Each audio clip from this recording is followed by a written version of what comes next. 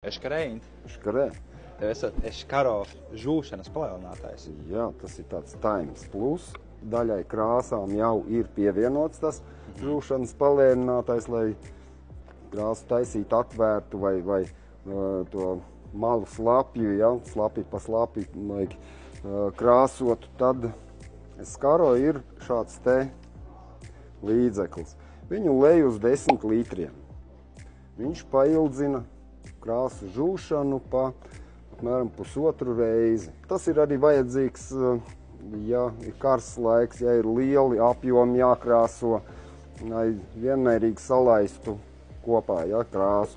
Zinu pat, ka celtnieki izmanto fasādes krāsām, lai gan te ir rakstīts tikai interioru krāsām, tad izmanto arī fasādei. Jo, kā zināms, fasāde sakarst līdz pat kaut kādiem 80 grādiem, var sakarst dienvidu pusē riktīgi saulē, ja? Lai gan neviens nekrāso saulē, bet viņi neatdziest arī vakar pusē, ja? Tad ņem šādu te uz 10 litriem krāsas.